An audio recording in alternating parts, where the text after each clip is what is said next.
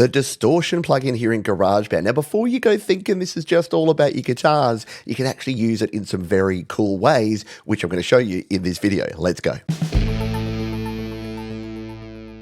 Welcome back to my GarageBand 5-minute tips series. If you'd like to learn a heap more about creating in GarageBand, check out the other videos in the description. To add the distortion plugin here in GarageBand iOS, tap on the track and then tap on this icon, the mixer in the top left corner. Now tap on plugins and EQ and hit the edit button. If you've got a green plus button there, hit one of those, and the third one down here on the left is distortion. If when you hit edit you don't have any plugins available, you may need to delete one first and then add using the green plus. We can use the power button to turn off and on the plugin. Let's turn it off to start with and take a listen to this bass guitar without any distortion. Quite a cool bass sound. Now let's turn on the distortion and see what it does. You can hear there that we get that little overdrive effect that's added to this. Now we've got 3 different options here for our distortion plugin. Let's go through each of these. First up is the drive. This is how many decibels of overdrive we're actually going to generate. So we'll start with this all the way down and drive it up, and you can hear the effect it has.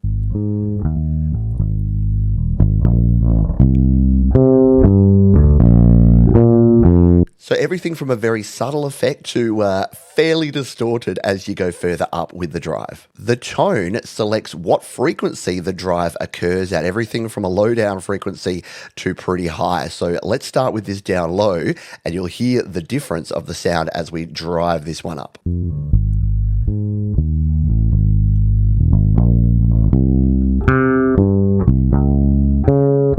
So you can hear if you want to get more of a subtle sort of low down effect, you can have the tone lower. If you really want that spiky distorted sound, you can put it higher up on the tone dial. And finally, we have the output. So this is where we can turn up or down the final output, because sometimes, especially if you add a lot of drive, you may need to actually turn down the output. Let's show you that now.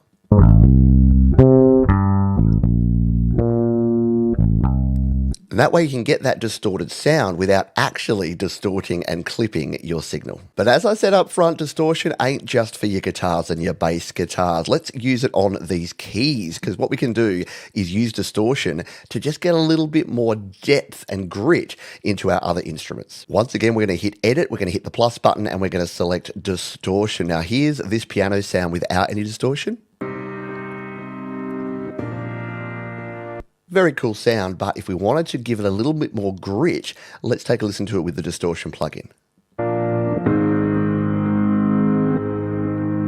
And what we could do with this one is maybe drive the tone up and make it a little more subtle by dropping the drive down. Let's have the drive up to start with, and then we'll get it down to a level that might work for the song.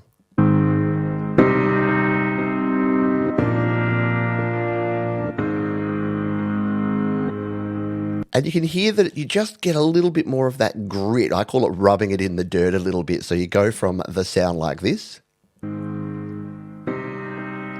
to something like this. Another place where a little distortion can really help is vocals, believe it or not. In fact, some of your vocal presets have overdrive built in. But even if they don't, once again, you can add the distortion plugin. Here is this vocal without any distortion. Life is a journey we all must face. And again, nothing wrong with that vocal, but with digital recording, things just tend to be a little bit clean. Let's add the distortion here, turn the tone up a little bit, and you're going to get a little bit of a different sound. Life is a journey. Now that's a little bit over the top, yeah, but if you dial this down to maybe just 1 or 2 dB, you get a nice balance of sound between the clarity and the grittiness. We all must face. And it can be especially good when you're using a doubled vocal track to add a little additional distortion to your second track to add some depth. Confusion. There you have it. The distortion plugin here in GarageBand is a cool way to add a little bit of grit to your tracks. I hope you found this one useful. More in the description, and I'll see you next time.